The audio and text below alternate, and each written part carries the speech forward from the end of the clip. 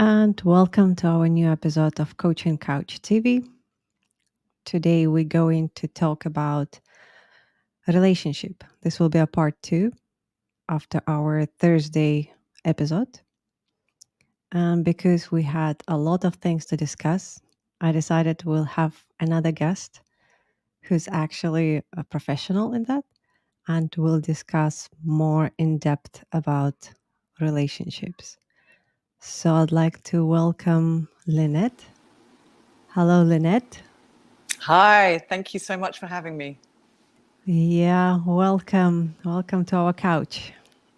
So I was, yeah, as I was saying, last Thursday, we were talking about relationships, but we went a little bit deeper probably than we expected. And we Fantastic. shared, we shared lots of personal things. Not to the point that it was uncomfortable, but still, I don't want to push people more than they can say, online on air. But it was interesting. But I feel like we haven't touched to the point where relationships and the importance of relationships in our life. So if you can just tell us about yourself, what you do, and Fantastic. Okay. I'll ask you a lot of questions after that. Good. I love questions. So I'm a master coach and an NLP Kids Practitioner. So I work primarily with ladies, with young people, but also with couples. And this is where also I'm a mindfulness teacher, and mindfulness is a huge part in relationships and growing that awareness. Yeah, that's one of the things that we were going back after every question. We were going back to relationship with yourself. Oh, That's where absolutely. you It's the start, key. where you have to start. Yeah. And would you tell me, please, why, when we're younger, we don't really understand anything about relationship with ourselves? We're like, yeah, I know myself, and it's just, it's me. People just need to accept me for who I am. And then kind of later, you start getting into who you are, why you are this way, what's stopping you from, doing something important in life. Why is that? Oh, that's a great question. Well, I think it's when we start sort of, our way in life, we're taking on other people's views as such, as in, we kind of listen to our parents, we listen to our teachers, we get a lot of information from movies, from television nowadays, social media. There's a lot of that going around, and we start to formulate an idea of who we are. But without realizing it, we're taking on an awful lot of other people's perspectives on the world. So as we sort of grow older, and I think it's funny, you mentioned, turning 40. For me, 40 was an age where I just went, wow, I kind of feel really comfortable in my own skin right now. But also I started to kind of feel slightly aware that I hadn't really a true indication of who I was until recently. Sort of, and I'm 45 now, so it's taken me a long while to get to grips with that. But I thought, really for me, the awakening was kind of towards the sort of the 30s, the late 30s, early 40s. So we absorb a lot of other people's perspectives on the world, and we take that as our own. And I think it's only when we start to reflect on things, and we start to recognize that often our view on what, who we are might be influenced by how we were shaped from our background. Yeah, totally. Because as you said, when we're not learning on, we're not learning on someone else's mistake, we're learning on our mistakes because Yes. we perceive all the world through someone else's eyes. It's not ours. It's from friends, from family. Yeah. Why relationships are important? Wow, that's again another great question. Relationships. I think it's one of our fundamental needs, isn't it? To be recognized and to be seen and heard for who we are, but also to be acknowledged and have a sense of belonging. So, you know, there's different sort of types of relationships we can have. We can have, you know, a friend relationship with, you know, a sort of a conditional and unconditional love relationship. Mm-hmm. So, you know, we have obviously family, we can't choose them, but Yeah. they're there often through thick and thin. We have obviously, you know, as we're growing up and we're starting to develop feelings, we start to have relationships often in our teens and in our early 20s. And that's kind of, again, another sort of stepping stone into finding out who we are. It can be a really interesting time in pushing boundaries, but also finding out sort of like, you know, what's your preference in life as such. So Mm-hmm. it's that kind of, you know, that sense of belonging, that Mm-hmm. and also a sense of communication is key. As human beings, we love to communicate. Mm-hmm. Either verbally or non-verbally, there'll always be this kind of communication, even between strangers, often. Mm-hmm. And so it's important, I think, for us to recognise that communication is such an important aspect of our lives, really. Mm-hmm. Yeah, especially and when we're younger, we have a lot of relationships, but then with age, we tend to kind of choose what's really important to us and just stick to it. Oh, yes. Have you noticed that? Yeah, Absolutely. from a lot of Absolutely. relationship, friendships, and so on we had when we were younger than later. It just maybe we don't have much energy. Maybe we just choose what's really important and close to us, and we Yeah, just going true. forward with that. Yeah. I think what you've just said there is key. We start to choose what really matters, right? Mm-hmm. When you're Mm-hmm. younger, you just want to be popular. And it's quite a natural thing for teens to want to fit in amongst their own peers, right? So, you know, we'll kind of take on a certain identity so that we're liked. And we become, to a certain degree, somewhat people pleasers. And I'm going to be honest, as a teen, hands up, you know, I was a, you know, really desperate people pleaser to try and just fit in. Mm-hmm. And the older I get, the more I start to go, I don't need to fit in anymore. I'm quite Mm-hmm. frankly, I don't care that if people like me or not anymore. Mm-hmm. It's more about sort of like trying to formulate authentic relationships, like Mm-hmm. ones that actually matter. The quality of them is key to me now. So there's probably less people that I have in my close circle. But I believe that the quality of those that are there are lifelong friendships and love. So fingers crossed Mm-hmm. anyway. Yeah, yeah, yeah. We last Thursday when we were talking about relationship, I really like what Jesseline told about having people like imagining you have VIP row. Oh, yes. This is yeah, this is your close circle. How many people, and then the Yes. first row and second row and so on. And Oh, I this is love that. how yeah, that's really Yeah. stick with me. Yeah. It actually describes visually. You can actually see it. How Yeah. many people in your VIP, and Absolutely. then so on. So Yes. yeah. And it's kind of like that with regards to, I think, you know, even co-workers, you know, Mhm. there's a relationship that we have with everyone. And I think, you know, I energize. So you know, introverts and extroverts are different, right? Mhm. I'm an introverted extrovert, ironically, but you know, um, as a sort of introverted extrovert, I charge by other people's energy. So when I'm feeling kind of low and tired and I've had a heavy day, I quite enjoy being on my own, but I also really enjoy spending time with a select group of people, right? Mhm. And I can feel it's almost like, you know, I'm plugging myself in. By the end of the evening, I walk away feeling ready for the next day. No problem, as Mhm. in Mhm. charged and ready to go again. So it's yeah, it's important. I think relationships are really important in our life. What kind of people come to you for advice for the services? And well, as I said, I sort of work with couples and also women primarily, Mm-hmm. but young people.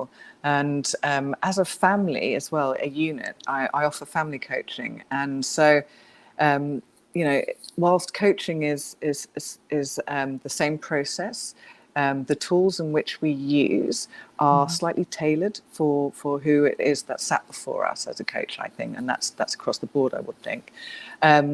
So, you know, I, communication is really important. So people that come to me often have issues or barriers with communication.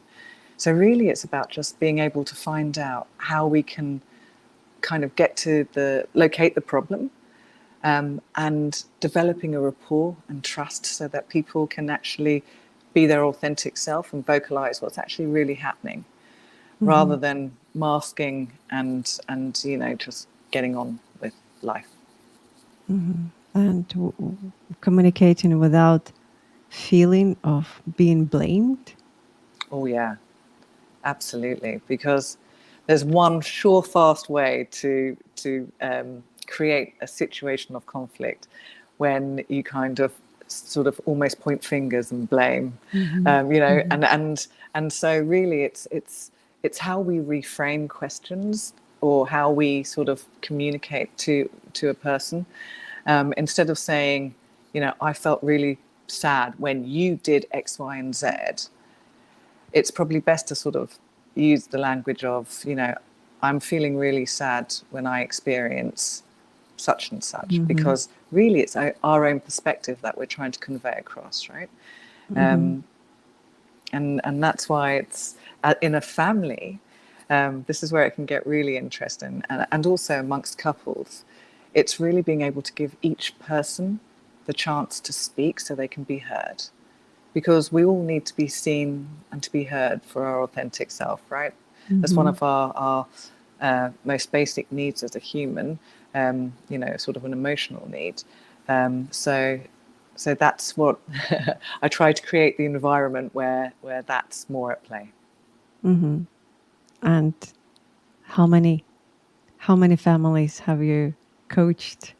Ah, well, I've been in the Middle East now for a fair while, and I focused on this sort of like, family coaching and Mm-hmm. relationship coaching with couples, and um, probably now for the past 5 years. So Mm-hmm. over that time, there's been a lot of people and opening up, over the pandemic, with Zoom becoming more of the preferred sort of platform of communication. That meant that Mm-hmm. I was able to deal and have clients globally. So I have a lot of clients and families as well in different parts of the world, which is again an absolute pleasure, because it's really wonderful to sort of take on board different cultural aspects as well Mm-hmm. into the mix. Mm-hmm. About cultural aspects, I was about to say that um, our love life, our uh, relationships, they also based on where we came from, Right. our culture, how we've been raised, and this is what we bring into our own relationships. And that's plus plus knowing yourself or not knowing yourself. Are you comfortable with yourself being open? Do you know about what your likes, what dislikes, where it come from? So again, circling back to knowing yourself and knowing where you're coming from. Mm. But what I would like to ask you is, would you give like 3 universal rules for better relationships? Oh, that's a great question. Yes, um, absolutely. So the first one is communication. Yeah. I think that is the key, and that goes across the whole. No matter where you're from, everybody needs an opportunity to be seen and to be heard for who they are. Mm-hmm. Okay, so active listening, and we don't do enough of that. And again, you know, I'm a faulted human, so I'm just a normal human being, and you know, applying that into my own relationship. I'm sure my husband would say that I certainly don't do enough active listening, but you know, when we sit down and we listen to a person without having to immediately respond to them, and actually just listen to what they're saying, magic happens. Because we're holding a space, aren't we, for that human, and we're valuing their time, but we're also saying, I see you and I hear you right now. I might not necessarily agree with it, Mhm. but I'm listening. I'm here for you, and I'm all yours, whatever it may be for that moment. And speaking of being in the moment, I think, you know, we need to be more present in our relationships. So we need to kind of try and value each day as a new opportunity to actually create something beautiful. And we can do that with our children, we can do that with our spouses, we can do that with, you know, our partners of any sort, you know, work relationships, wherever it is that we are. If we remain present in the moment and we try and sort of, you know, step out of autopilot and switch on those listening ears, those active listening ears, and actually sort of gauge, you know, ground down with all your senses so that you're present to hear what's really being said, I suppose, then it allows that person to hold space as well for you too. So it feels like there's a mutual sort of respect being created. Mhm. Yeah. So it's communication, being Absolutely. present, Yes. Ah, and I forgot. Did I say? Oh, I missed out one more. Aha. Oh,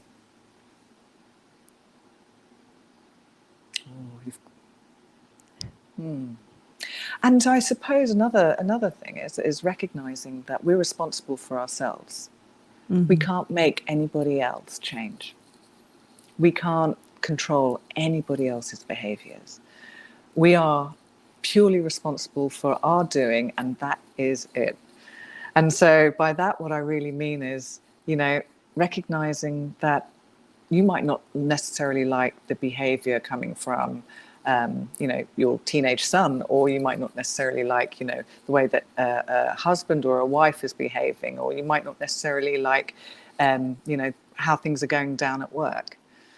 But what's really important is to stay within your own sphere of influence. So starting to recognize the things that you can control and the things that you have zero control over. I think mhm, when that happens, we start to take ownership of our own, you know, behavior as well. And again, that can strengthen relationships, I think. mhm. But probably for that, you really need to know your emotions and know how to control them. Yeah, that's the tough bit.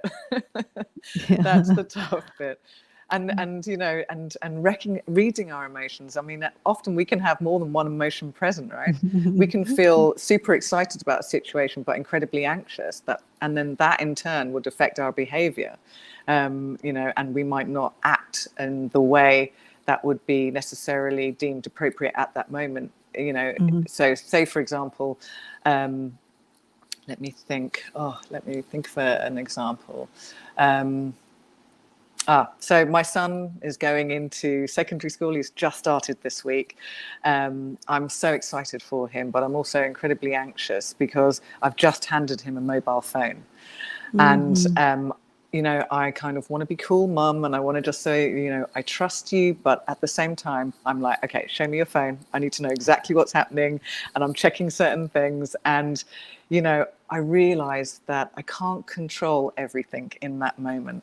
So what I'm trying to do is respect his space and trying to respect and give him some trust as well that, you know, he can set some healthy boundaries there. But also I need to keep myself in check to strengthen my relationship with him. I've got to kind of go, Mhm. okay, you know, I can't be overbearing, but at the same time, it's perfectly natural for a mother to want to make sure that obviously in this day and age, safety is key. So it's just finding that sweet spot between the two and working with what I can control and recognizing the aspects out there as well. So Emotions. Oh my goodness. Yeah. There's many, Just to many, be many aware things. what you feel and how to control it. Yes. Yeah, and Not labeling to it, give not in. Hmm. yeah, just recognizing, like, stepping away from that situation. We're human beings, as I said before. We're going to make mistakes, but it's kind of stepping away and recognizing, okay, I dealt with that pretty badly. What can I do next time to just show him that I actually do trust him, and I respect him, and that I want to give him some, more leeway because he's getting older, but at the same time, I don't want to swamp him in responsibility that he's not ready for just yet. So, Hmm. recognizing the emotions that are at play, labeling them, telling myself, I'm feeling X, Y, and Z. And often when I'm feeling that level of excitement, but, that sort of, to a certain degree, a level of anxiety, it presents itself in my chest or in my stomach. So just kind of locating where it's happening in the body and just being aware and letting it go, right? Just Hmm. recognizing it and knowing that it's life. Yeah, it is. Uh, Again, it's something to be aware of and get more exercises every day that you Yes. are you are feeling this way. Okay, what should we try to feel, or what do we think we need to feel? It's very Absolutely. it's very complicated, but I think it's really worth it because this is how we know how to control our emotions as well. Well, I think we've got to sort of give ourselves some credit as well, right? I'm not sure we can always control them, but I think what we can do is we can choose to respond rather than react to a situation, Mhm. right? And for me, I mean, I need to breathe sometimes. I need to just give myself just a little bit of space, just to breathe and just to take it in, to collect as much information as possible before I just go straight in. Um, you know, and that works well for me on a personal level for my husband, because sometimes he'll say something and I'll be like, well, hang on a minute, no.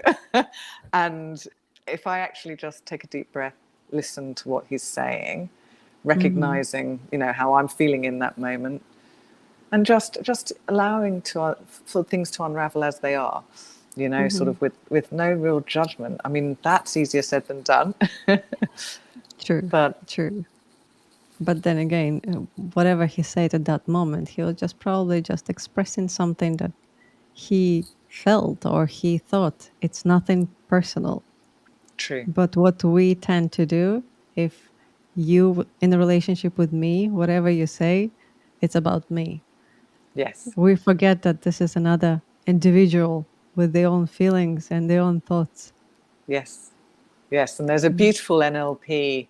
In NLP, there's a thing called the map is not the territory. Mm. Okay. And by that, what we mean is everybody has their own map. Okay, their own view of the world as such. And that's Mhm. usually formulated as we're growing up, and we're as we spoke about before, what we're seeing, and what we've seen, and the experiences and the events that have happened in our life, and that shape how we view the world. Mhm. Okay, but it doesn't necessarily mean that two people have the same map, because two people have two very different experiences, right, as they're growing up and they're sort of formulating their view of the world. So when the same two people when two people are sat in a similar situation, whilst they're on the same territory, in the same space and time, the way in which they're looking at it, the situation as it's unraveling, will be very dependent upon, as you rightfully say, Mhm. interpreting what that means to them. So allowing us to actually sort of try not to personalize it, just to listen with an open heart and an open mind to what the other person is saying without judgment. That's the hard bit. Mhm. Mhm.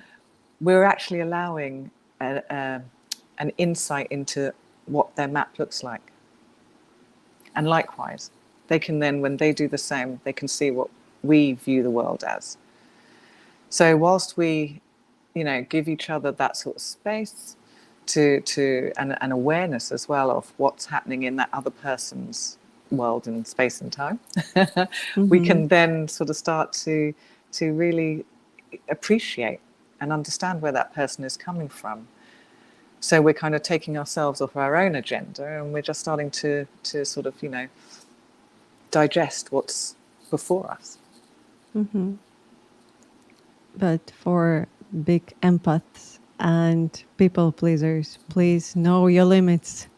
Also remember about yourself. It's really easy to get lost in someone else's map Yes, and yes, caring for what they need in life. yes, You forget yes, about yourself. Um, yes, uh, indeed. g- yeah, and adding to that, whatever relationship you have, you should not. Well, that's what I came to understand before I reached my today's 40s. Uh, you are responsible for your own happiness, Oh, yes. and you shouldn't expect someone to make you happy or to complete you. As we talked about it, someone can complement you, but not complete you. So you need to make sure that you're happy. You're not expecting someone to do it, because this is the ground for big resentment and problems and human life and our personal life. Yeah. When we think that, well, we got married, so now make me happy. Yes. Yes. That's something that I hear a lot about, and it's Yeah. that need for validation, right? That need for constantly hear that you're loved, Mm-hmm. and you know people express themselves in different ways. Yeah. But that's need for validation again comes from our childhood, our relationship with parents. Yeah. And if we realize Absolutely. that, we Yes. can do some inner work, That's right. That's right. even This by reflection is ourselves. key. Yeah. Yeah. Yeah. It's key Uh, to everything, I think, and it helps in at work. It helps, sort of like even sort of getting a journal and doing a roses and thorns exercise. So like what went really well from a conversation, like maybe mhm. with spouse or with a work colleague or even with children, whatever it is. Mhm. What the roses were, what went really well, and what the thorns were, what didn't go so well, and what's the learnings from that, how you can turn that around next time, because there will always be a next time. Yeah. Uh, Going back to relationships in general, well, I'm sure you had a lot of instances when you have even noticed yourself when you're working with a couple that this is not a normal relationship. It's more of the toxic relationship. Right, right. How you would work with this kind of environment? Oh, okay. So I think as humans, we've got to realize that you know every situation is impermanent, and unless if you're in a relationship with a narcissist, then you're going to have a relatively toxic relationship, because there are going to be issues really from dot. And unfortunately that will be covered for a while, but then after that you're going to see more and more sort of toxic patterns of Mhm. arising. But if you're in what would be deemed as a normal relationship with the person, yeah, you're going to have good days and bad days, and it's inevitable. Right. And, Mhm. after 11 years of marriage, I'm sure my husband would say we have good days and we have bad days. Mhm. But it's kind of like how we get through those. Right. And again, it kind of comes back to that communication aspect. How Mhm. we hold space for one another. Do we still hold space for one another? And often couples that come to me, they're kind of at the line, where they feel like they don't have the energy to hold space for one another, or, as you rightfully said before, the resentment has built because it's more like one-sided. Mhm. So it can be quite an interesting time, and that's why it's so important that everybody gets an opportunity to speak. uninterrupted and just as they are, in that moment, because that's all we ever have. Whilst we are often carrying around stuff from the past, the reality is that, the past doesn't serve us, and the future, nobody can tell what's going to happen in the future. So really all we have in that time ever, in fact, not that time, but all that we ever really have is the present moment. Each other and the Yes. present moment. Yes. Yeah. And recognizing that some toxic relationships aren't always going to be toxic. Obviously, if this is getting to a point, it depends what toxic means. I mean, if you're arguing 80% of the time, then it's time to start sort of going, okay, what is it that I want from this? What needs of mine aren't being met? What boundaries are being violated, right? And recognizing whether that relationship is important enough to try and, have a more in-depth look at. Yeah. Why do you think it happens when people they cannot enter relationship being honest, like, this is me, this is my boundaries, I'm not willing to sacrifice this, but I'm willing to give that? Why there's a lot of pretending, especially in a romance phase? Oh yeah, okay, the honeymoon period. The honeymoon period, yes. Oh, I think that's a really interesting question. So I think the honeymoon period, we've all been there. I mean, it's a great moment in time, right? And at the same time, it's almost like we're being swept off our feet. I mean, there is literally a term of being swept, sweeping. That person came along and swept me off my feet. We kind of lose ourselves to a certain degree, and we get swept up in the moment, and which is wonderful, and we have all these amazing experiences with this new human being, and we want that to continue. So the notion of conflict arising often is a concern and could potentially damage the relationship. So I suppose to avoid the conflict, people often try to please the other person at the expense of themselves. And you mentioned about empaths. I mean, that's really interesting in itself. This is a huge concern for empaths who's really other people's well-being is of great importance to them. And it's almost like a need of theirs to make sure that other person is well, is okay. But we can sometimes lose ourselves in that. And I think, again, going back to that sort of communication aspect of speaking your truth, letting that person see who you truly are. Because, my mum used to say, start as you mean to go on.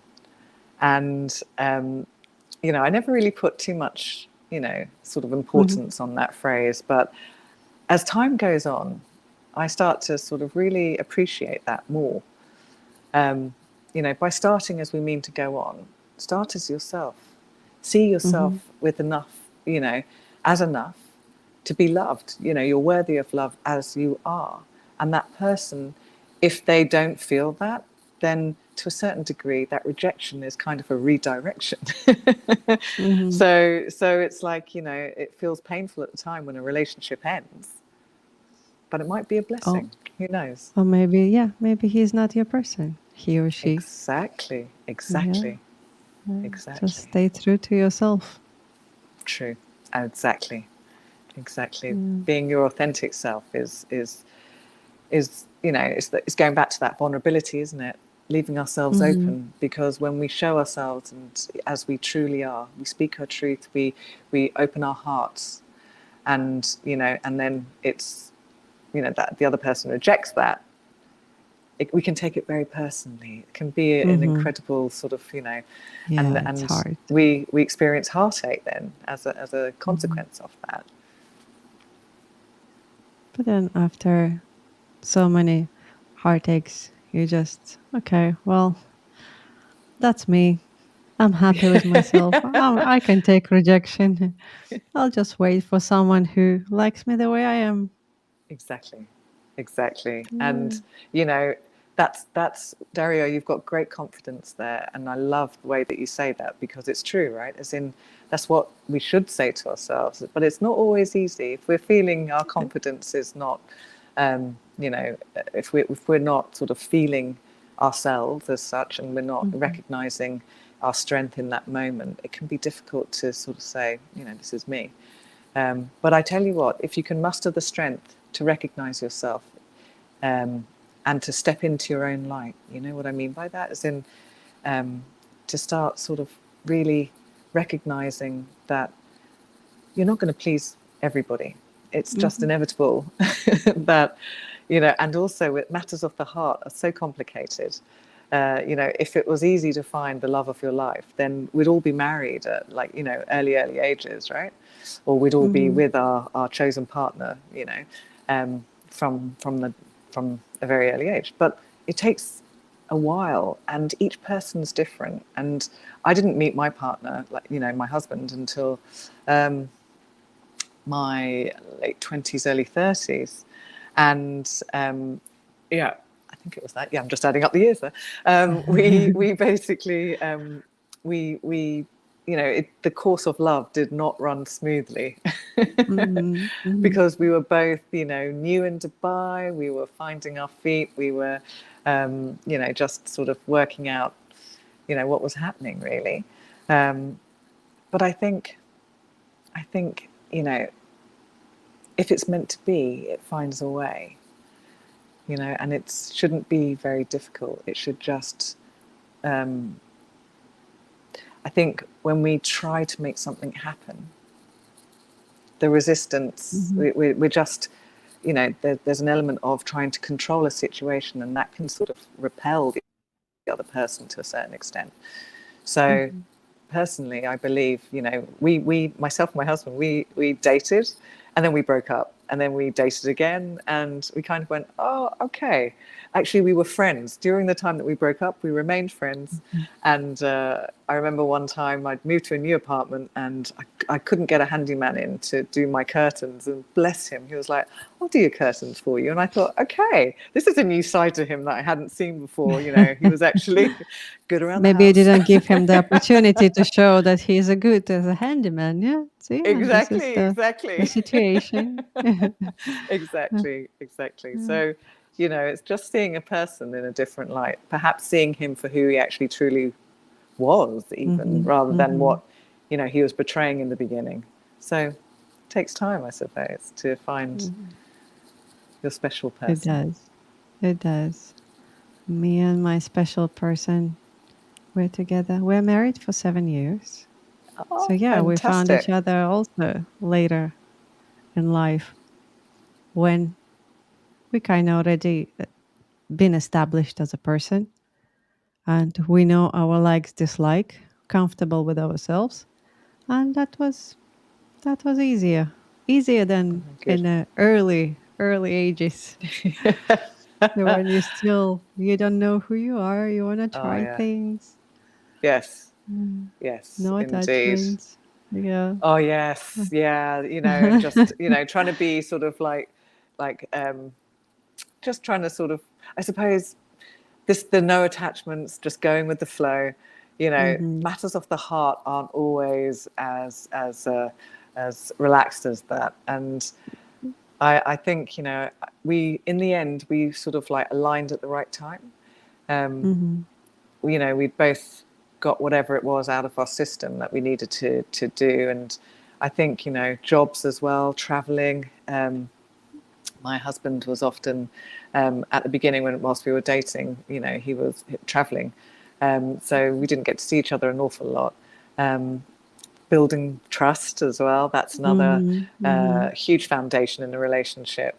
Um, and I think I always say, when we decided to really sort of settle down, we kind of entered into a new chapter, and we were happy. We kind of felt we were both ready for that chapter. We didn't feel like we were missing anything. And then from that point, we had children really quickly. And, pretty much back to back. I have 2 boys within 13 months. And Ooh, that, wow. again, puts a strain on the relationship. Yeah. But, I suppose it happens when it happens, really, when you're ready to find As you love. rightfully said, yes. Yeah, when you're not pushing, things happen by themselves. True. Yeah. Well, because we're talking about personal love, heart relationships, egos, and relationships. Oh, this is a really interesting topic. How to keep your ego away from your relationship or in check for your relationships. Oh, yes. Oh, so, often we want to protect ourselves, don't we? In this new and amazing relationship, or even if you've been established in a relationship for a fair while, your ego will rear its head at certain points in the relationship. And I think what's important is to recognize when you're building trust with one another, when you're speaking your truth, when you're being honest, and also when you're seeing the other person through the eyes of, with compassion, right? It kind of puts the ego at bay. When we feel that an element of insecurity creeping in to the relationship, then that's a really good point to perhaps have, a sit down and to sort of have a heart-to-heart talk about what's truly happening in that moment. Because if you're dealing with things in the moment rather than allowing things to build up and resentment to grow, you're avoiding that escalation that makes us feel, that we need to kind of almost guard ourselves. And then we start to view it, as you said, from a very personal angle, and we personalize everything, and then we formulate an argument in our heads that we're almost like it's at the end of the road, and it's things that are kind of about to and I hear this a lot with many of my clients, and I think one of the best pieces, I say advice, as a coach, you're not meant to give advice. So I suppose really it's not advice, but one of the things to recognize is that, we're all human beings. And by just sitting down and expressing yourself as best you can, all you can really do is just be honest and open. Show that degree of vulnerability. Speak your truth, say who you are, say what's bothering you in that moment. Doesn't necessarily, as I said before, it doesn't necessarily mean that that person's going to agree with you. But if you're speaking your truth and they're speaking their truth, it soon becomes clear whether your values are aligned, right? And it sort of resolves conflict. I mean, what's important, I think, within conflict is that there can sometimes be a power dynamic where Yeah. people are trying to sort of do this one-upmanship, and it And the just last word and everything. Yeah. oh yeah, and that's it can sort of that's when resentment can kind of get into the relationship, and it's almost like a it sort of spreads over time if it's not dealt with and nipped in the bud quite quickly. So this sort of element of seeing it for what it is, recognizing that whilst clearly there will always be a power dynamic, it's just inevitable, it's just the way it is. It will swing in roundabouts, it's not going to always be one way, and by opening up to that person in the moment, then you're just doing the best that you can, and that's all you can ever really do, isn't it? What's your thoughts Yeah. about that? Oh no, I totally agree. But of course, it works when the other person will listen. Nat will just dismiss your feelings or whatever you say, because there is no way out of that. Yeah. But it's much better to work together.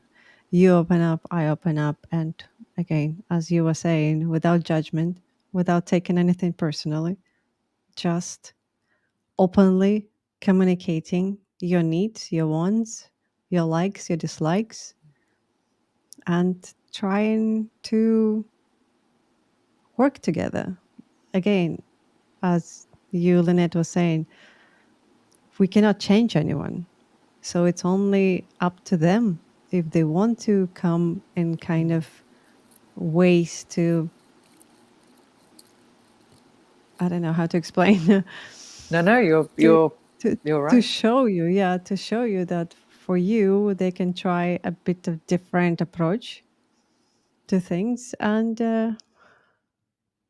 maybe this is the way, you can always try. But then again, as we were saying, as long as there is someone to listen to. Yes. Yes. No.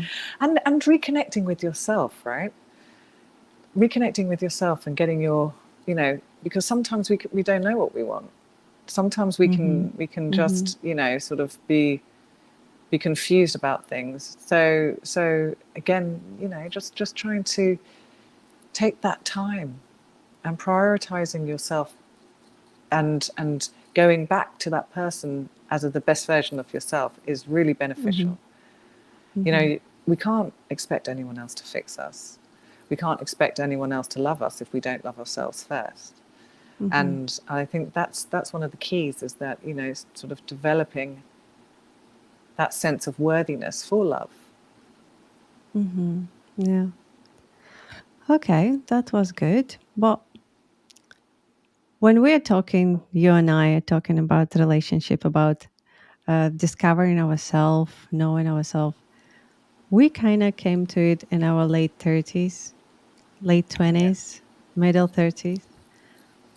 So that was easy when we had our new relationships and then marriage and so on. But what would you say to people who's getting married young, who have kids when they're 20? They don't have time to go and sit with themselves and try to Mm, discover themselves.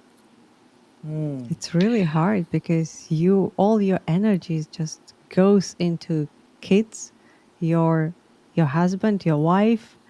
It depends, and yeah, still you're under the wing of families as well. mm. Oh, yeah. I mean, I can't, um, I can't express enough my belief that self care is one of the focal points of a good, happy household. Mm, When mum takes care of herself, her energy, her batteries, they're recharged, they're ready, they're open. And when you have kids young, it's tough. It's really tough. mhm, I have mhm, two very dear, good friends who had children. In fact, their children, my goddaughter's just turned 21, and wow. another one of them, my other friend's daughter is 24 now. So they had children when I was in my late teens, early Mhm, 20s, and oh my goodness, I saw the struggle, and it was real. They went through a very difficult period in time, mhm, and I think my recommendation would be to always prioritize when you can. Obviously, time is of the essence, but even short things like, taking your shoes off and walking outside when you're with your children, everyone grounding, getting back to nature, mhm, minimizing screen time, getting off that phone as best you can for as long as you can, because um, I'm a big advocate of sort of getting back to basics, sleeping as best you can, eating, nourishing your body, mhm, moving, getting out there, doing a little bit of exercise. It's easier said than done, I know, but there's always a way to incorporate it somehow. So, just really allowing yourself just a little bit of time to recoup, and just to feel like you again, because we can mhm, get lost so quickly, can't we, in You know, when we become mothers, when we become wives, when we become partners, whatever it may be, you know, we kind of mold to the other person as well, you know, with life, family life, Mm-hmm. whatever. When we're in a relationship, it's inevitable. You start to share interests and whatnot. But who we are is essential to our understanding of what we can bring to the table for the other person as well, right? So discovering who we are, checking back in with ourselves on a regular Mm-hmm. basis, you know, finding out Mm-hmm. what makes us happy, what brings us joy. I mean, Mm-hmm. that in itself is really important because, you know, when we're in that honeymoon period and we get swept up in the moment and we're having the time of our lives, you know, if it comes to an end, we can feel lost. And Mm-hmm. if it doesn't come to the end, you know, and it continues to go, then again, we can still feel lost because it's almost like we haven't shown or given ourselves the time that we need to nourish ourselves to bring our best version forward. So my recommendation to you know, young mums and older mums is your time is important. Self-care is important. Don't leave yourself to the end. You Mm-hmm. know, as we often look after everybody else apart from ourselves, and this can, Mm-hmm. you know, to our detriment. So, you know, nourish yourself with whatever makes you happy, and start to try and do it together as a family. that's that's a two-in-one process that can be really Yeah. beneficial. You know, Yeah. getting everyone to do a bit of journaling together is really great. And it's also okay when you need a time only for yourself. Too right, Speak to absolutely. your spouse. Try to plan yourself somewhere outside the Yes, house for one day or at least for a yes. couple of hours Yes, just go to dancing. recharge. I think Dancing, dancing is sleeping, amazing. It's swimming. oh, absolutely. Walking on the beach, as you say. Yeah, You know, anything. even going to the Anything. park, Yeah. having a cup of tea outside on your own. You know, just Yeah. like sitting in the sunshine. I know where Hmm. we live, there's a lot of sun, so maybe, you know, safely, obviously, Lots of sitting in sunshine, the yes. sunshine. But you know, just having a cup of tea and recharging. Reading a Hmm. good book. Oh my goodness! Yeah. Like I've done this a Yeah. lot over the summer, and you know, I could feel it all coming back, and just, you know, sort of Hmm. feeling that sort of feeling really bringing gratitude into your life. You know, taking stock of what you have rather than what you don't have. Yeah, Yeah. like, you know, Yeah. we That's often have a important. negative bias, and we want to kind of dissect and pick at things to Hmm. find, you know, why things aren't working. But essentially, when we start to recognize what we have before us, you know, we start to feel blessed and quite lucky. So Hmm. it's a work in Yeah. Very progress. true. Very true. Very true. All right, Lynette, we've been already for 15, 3 minutes. Wow, that's gone We are quickly today. very quickly. So, as with everyone else, I'm going to do a short segment for today. That's our unpopular opinion. So, I have very interesting. Okay, that's first, we're going to put a disclaimer. That's only our opinions, nothing else. Um, if you do, well, basically, it's about sacrifices. If you do a lot for someone else, they will eventually recognize it and pay back. Oh. Yeah. What do you think about that? It depends, I suppose, what you're doing it for. So, are you doing a lot for somebody out of genuine love and it makes you happy? And one of your basic needs is to provide and to look after people. You know, if that's something that you enjoy and is giving you, um, you know, a sense uh, of, you know, deepening that love there, why Mhm. not? But expecting it back in the long run, I think that we're putting too much emphasis on what others can give us by, and the Mhm. reality is that, you know, it goes back to what we were saying, Daria. We can't control anybody else. All we can really Mhm. do is you know, um, is to take stock of how we're feeling in that moment. And I think this is a great opportunity for couples to actually do their love languages. I don't know if you've done that. You know, Gary No. Chapman's 5 love languages. Oh, they're amazing. So you can go online, you can do a little test, okay? And this is really great for couples. And I recommend it. It's something very light, very quick, but it actually gives us an indication of what makes the other one tick.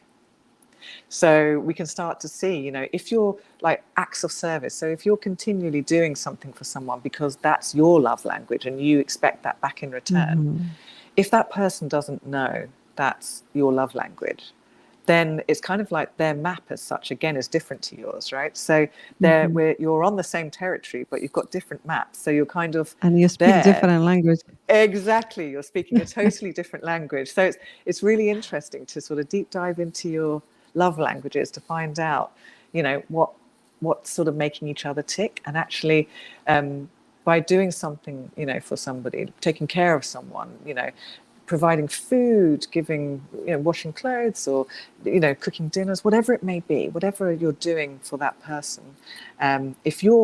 if that's making you feel really good, keep going. But recognize that the other person might not have that as a love language. So whilst they think, oh, that's fantastic, thank you very much, they don't see it to the same value as you would. Yeah. They might Yeah. need words of affirmation. They might need to hear, I love you more. So, you know, when you bring them to them, like, hang on a minute, I've been doing X, Y, and Z, and you've not done this for me. You don't love me. They're like, what? I do love you. Why do you say, you know? And again, that's where it's all coming. See, you know, there's two different human beings present in that moment. So that's why communication and just listening to what makes the other person happy, and also what their bone of contention is at that moment, would be your benefit. That's very interesting. Thank you, Lynette. I would say that if you doing it with love and compassion and this is your love language, I don't think I would call it sacrifice. It's No. actually that, yeah, it's something that you're willing to do. And as you said, yeah, you don't expect it. What I also realized also later in life, no one owes you anything, as well as Oh you don't yeah. owe anything to True. anyone. You just whatever you want to do, you will do, same as That's so others. If true. they That's so if true. they feel like they're going to help you or to do something for you, they will do it. Absolutely. Yeah. I love that. Absolutely. So, yeah, it's a harsh truth, but it once you realize it, I think it's easier to live without expectations Yeah. Daria, because my sister, sorry, after you. yeah, no, that's fine. My sister Yeah. once said to me something of, you know, no one is coming. Nobody Hmm. is coming to rescue us, to sweep us off our feet. You know, often in these relationships, when we do get swept off our feet, it's not for the long term. You know, it's a wonderful short-term romance, and you know, and you learn from it afterwards. But nobody's coming. Essentially, we have to make ourselves happy. Hmm. Hmm. And Very. when we feel contented, we bring that to the table, and we often, our energy matches our true connection and our love partner, and so we're on the Hmm. same plane, and that's why it just seems so easy when it's right. Hmm. Very true. I agree with you, Lynette, 100%. And thank you for agreeing for today's episode. I Oh, know it's we my tried pleasure. to to meet a couple of times before. It didn't happen, but finally Oh, thank you so it's much, clicked. Daria. And thank you. I just want to quickly tell to the viewers, today's episode is not live. We've pre-recorded it with Lynette, but it's on Thursday on the 1st of September. We're doing it just because it's my 40th birthday. Oh, happy Here's my birthday. lovely Woo, flowers woo. from my husband. Thank you. And just to keep the evening for my family, I asked Lynette just to come early and to pre-record it. But I will be checking all the comments if you will leave any, and I will reply. So thank you for watching. Oh, Thank you, it's my Lynette, for being pleasure. with us. Thank you for having me. Just Thank you. Just a reminder, we're here every Thursday, usually at 10 p.m. UAE time. And please subscribe. Please like our videos, share, comment, and we'll read your comments in the next episode then. Thank you very much. And it's a wrap up for today.